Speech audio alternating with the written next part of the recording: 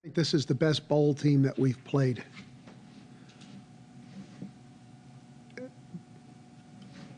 And that obviously starts with their offense. If if you all haven't seen any tape on them whatsoever, this is one team that that you don't need tape to know where they're good. If you just look at them statistically, they're second in the country rushing the ball. What's, I think, eye-catching about that is usually the teams that are up there have been the teams like Air Force, Navy, Rice, that is, teams that run the ball 65 or 70 times a game and throw 4 passes. Now, clearly they're a run-dominated team, but, they've got their 24, 25, 26 passes a game. So they're doing it with to be second in the country, they're doing it with a very high yards per carry number. That's led to an awful lot of points. They're 10th in the country scoring. So, again, what has gotten our attention on that, sometimes those run-it-a-lot teams grind it out and often win 17-14. Don't end up with 45 and 50 points, but they have gotten the type of long gainer, big play touchdowns from their running game that most teams have to rely on their passing game to get. So all of those things have added up to make it very clear to us why they're such a dangerous running team, why they've been able to accomplish what they've been able to. I think that's the key part of it. And then offensively,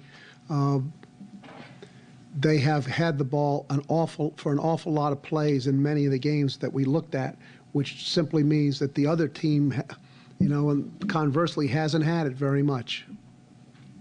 So I guess, without trying to give you the whole scouting report, which is fairly lengthy, those are things that do get your attention the fastest. You can give us the whole scouting report. Coach, is there an ACC team that they resemble closely that you say, you look at tape of them and say, hey, that's a lot like Virginia Tech or Miami or somebody like that? I wouldn't. There's a resemblance, okay, but I wouldn't necessarily try to say how closely. But there's a resemblance, I think, to Boston College. But I think probably overall that, well, certainly their line, I think, is more athletic,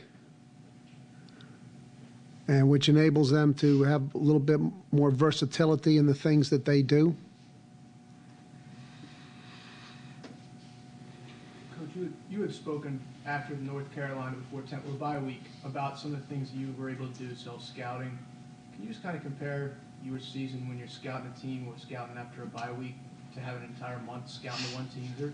What things can you do more with having this time to prepare for the opponent? Well, it seems it's a month since we played, but it's not really a month in preparation. In that, what was it, 2 weeks or so that it took to find out?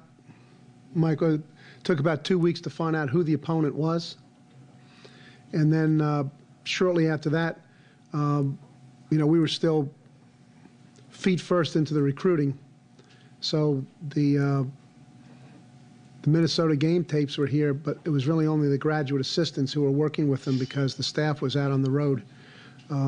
So while we certainly have had more preparation time than you would have for a game, it's more like a bye week game than it is a whole month to get ready. Which that's plenty. That's plenty. It certainly gives you an advantage over the normal week.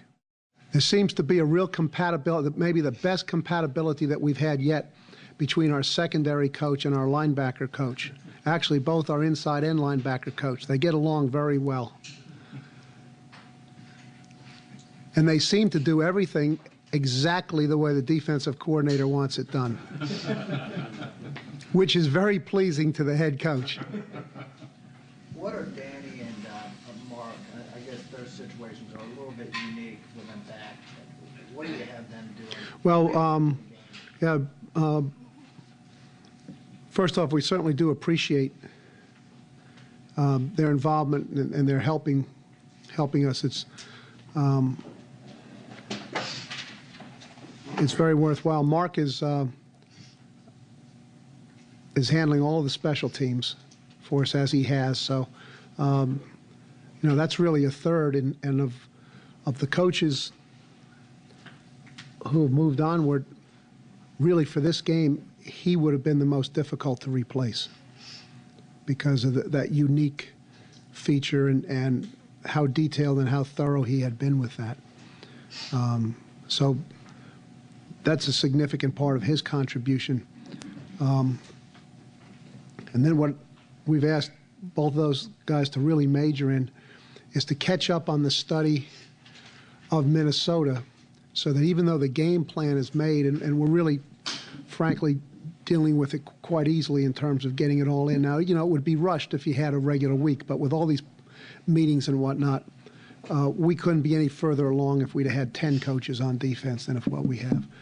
But what they're really, the thing to answer your question, Jeff, that they're putting a lot of time into is catching up on being very knowledgeable on Minnesota, so that during the game we have the same set of eyes looking for the same things, providing the same degree of input that we've had for the regular season games. Is Danny doing outside linebacker drill? Right now, Yeah. he's catching up on watching the game on the line. Our new linebacker coach is still working with them. I'm not sure you've gone into any game without both Franklin and Wiles. Who is available to play in the safety now? Glassby, Jamal Jackson, pardon me? Beyond that, Ryan Best, Ben Parzial, Marshall Tucker. Did Jackson do better late in the season as his role increased? I guess Well, it had to increase if he got thrown in there. When you say late in the season, Jeff, Or whatever. what I think back to particularly was Miami, where he really got a lot of time in that game in particular. And I thought he did a real good job in that game. And I was just remarking here after practice to a couple of the coaches that, right now the secondary is operating very cleanly. And Byron's a big part of that. He's really on top of these calls. The anticipation of them, they're getting made well beforehand, that is, before the occurrence. He's alerting some of the players, alert to this might happen. When it does happen, bang, the call is out. Everybody's getting it early. Everybody knows what the adjustment is. And that's helped Jamal a lot. And standing back there with him, I've also seen his confidence in doing likewise is picking up. So that's been very positive with those two What guys. has changed with Ryan Best? I know that has what he does in practice changed as he's lost Lyles and Franklin? Just more turns, but he's taken his turns from a backup standpoint ever since he's been over there, which of course is with of course his major roles being on special teams and nickel. have you ever seen anybody's role change as dramatically as Glassby's has over the last month? Yeah, it's certainly been pretty fast, and it's impressive about him, Doug, that he's really been pretty unfazed by it. That is, a lot of players come into college football and just from an emotional standpoint, it's too much too soon.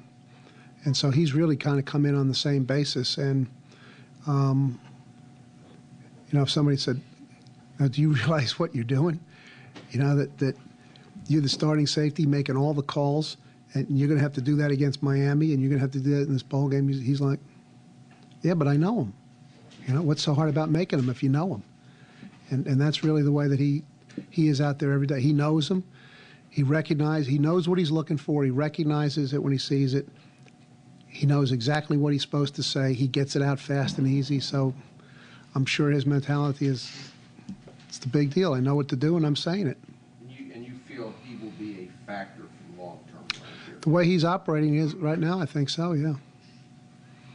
When we spoke to you last week over at the stadium, you had not made a determination on the status of Brooks and Franklin. Now that you have, do they go through practice this month, or are they just not? They have not, no. Not with the team? No, if Ahmad was able to to prepare and practice than he would play in the game. Okay? That he's not able to play in the game, then it didn't seem too much sense in. What timetable do you have with Tony's situation? I don't have any, Jeff, not to avoid it, but for some of the things that we have spoken about in this short time frame or alluded to, my day is pretty much about the present these days. What happens in court when he has his day? Will that have a bearing on? No, I don't think. I have an idea how that's going to go based on the information that we've received. And as I was saying to somebody the other day, there's so many different things that come up with team members that don't get this type of publicity and don't deserve any publicity, but then I find out if I talk to 3 people who were at the event, it's as if they were at 3 different places. And the recollections of the event can differ so dramatically, and I find that to be the case in this circumstance too. Have you gotten any good news with your defense? Is Keenan practicing? Yeah, no, that's interesting. Keenan is practicing the last 2 days. Ron Darden is practicing and will play in the game. How's that? This is like the second or third. How many lives does he have? Hasn't run out of any of them yet. Who knows? It might be 9. But, you know, because his circumstance was a medical situation that caused him not to play, although he wasn't in a cast or on crutches, it was a medical situation that caused him to stop playing. It wasn't, hey, I don't want to play anymore. And, you know, with some rest and time away and whatever, you know, which has always been the way with it. He'll feel great, get going. Whatever causes his situation will mount. And, you know, he'll have headaches and kind of disorientation, and then that brings it to an end. Well, we're kind of in this short time span. So far it's going well. It looks like we're in that. Everything's working out a good period. So, Last college game? yeah, this will be it. Moving along very smoothly over there. Mac Bill was, you know, one of the things a line coach does every week is on Monday night, draws all the plays against the expected front. All the plays. So if a team's got 3 or 4 fronts and we're running 16 power, then he draws it 4 times. Draws all the protections against the expected fronts and blitzes. Now, that's a lot of drawing. And that's why usually on, Monday nights, the offensive line coach is often the last to leave. That's just part of what goes with that position. When you have the combined duties of being the offensive coordinator, there's really not enough time on that particular night for both. So Bill has, here for the last year, really been doing most of those drawings for Ron. So he's up on which calls we use in which circumstance and why, and so has been able to very easily step in and do that. And obviously, after 5 years of training with Ron, they're well set in the techniques and how to execute those calls. So that's been pretty easy. And so actually, offensively, we've moved along very smoothly. You know, and that's what we're dealing with right now. I'm sure when we get over there, we'll have a little bit more discussion about specifically how we want to handle the game. He's really spent after a game. He is spent physically because he is such a high-energy player and because he puts his whole heart and soul into it. He's spent emotionally, too. And so actually, after the North Carolina game, I didn't go back in. We were both there, and neither one of us wanted to face the world and felt miserable, and so we just kind of commiserated about that and decided if either one of us weren't up to it alone, that maybe together we could add up to enough to go out and start getting ready for the next one. But that's the way he is. He just puts it all into it. It means so much to him. And he's demonstrated time and time again that if he goes 1 for 30 and we win, he's happy. And that's the great thing about him. Does he change your thinking at all about quarterbacks. I know Matt Schaub is maybe the image of the quarterback. No, because what I've believed for a long time is that what you need is a really good quarterback, and really good quarterbacks are hard to find. And so however they come and however you find them, as long as you have a good quarterback, then you try to do what makes him good. And, you know, there's a lot of teams I would bet that have 6'5" quarterbacks that would like to have Marcus Hagans. So it's more about being a really good quarterback, being able to lead your team, move the ball down the field.